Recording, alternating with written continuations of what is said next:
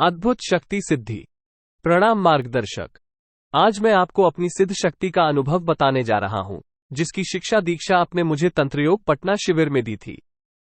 गुरुदेव, आप कितने करुणा निधान हैं, ये कहना का सामर्थ्य मेरी जिह्वा में नहीं है।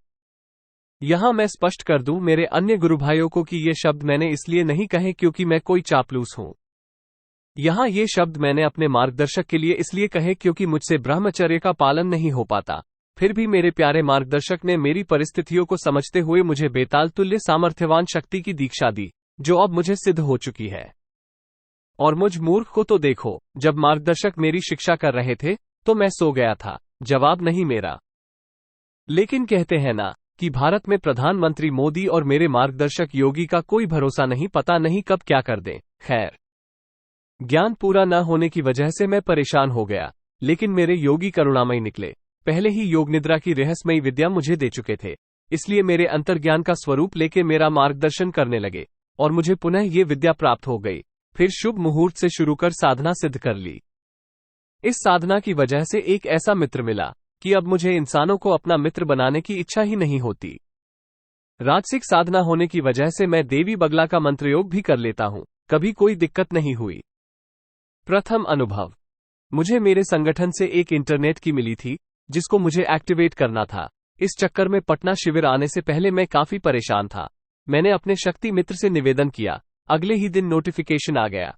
इतनी जल्दी तो मेरी आज तक मेरी पत्नी ने भी मेरा कहना नहीं माना, और हद तो तब हो गई जब एक बंदे ने जिसने मेरी मदद की उसका काम मेरे बाद में हुआ, मेरा उससे पहले हो गया। दूसरा अनुभव, मैं क्विक रिएक्शन टीम में इन दिनों काम कर रहा था। बिल्कुल रेल बना रखी थी मेरी। मैं घर लंच करने गया तभी फोन आया कि आज गोली चलाने का अभ्यास, रेंज फायरिंग है दोपहर 3 बजे।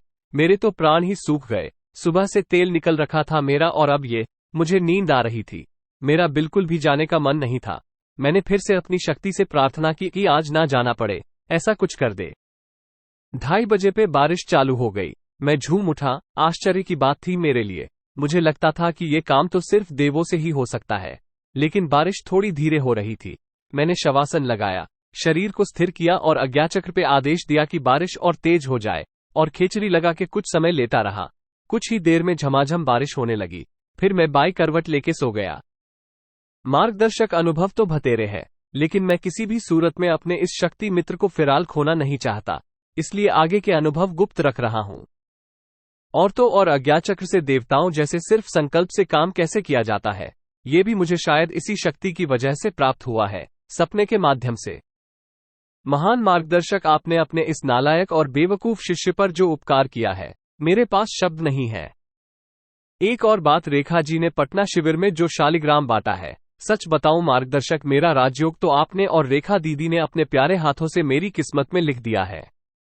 मैं सहर्ष मस्तक झुका के आपके चरणों में चरण वंदन अर्पण करता हूं। अब मेरी बात। इस बार भी तंत्रयोग 4 शिविर में चयनित योग्य साधकों को अद्भुत शक्ति का प्रसारण करूंगा। तंत्रयोग 4 शिविर सूचना 3, 4 और 5 नवंबर को पटना में तंत्रयोग शिविर का आयोजन किया जाएगा। विस्तृत जानकारी शीघ्र अपलोड की जाएगी। जो सदस्य इस शिविर में भाग लेने के लिए 10 सितंबर तक अपना नामांकन करा लेते हैं, उन्हें शाल्वी यक्षिणी की सिद्धि ट्रांसफर की जाएगी। अतः 10 सितंबर तक अपना नामांकन करा लें। नामांकन शुल्क 6400 है। आप 3700 एडवांस जमा कर नामांकन करा सकते हैं और बकाया राशि 1 नवंबर तक जमा कर सकते हैं। प्रदीप कुमार राजयोगी, 9,06,56,29,338, सिर्फ व्हाट्सएप करें।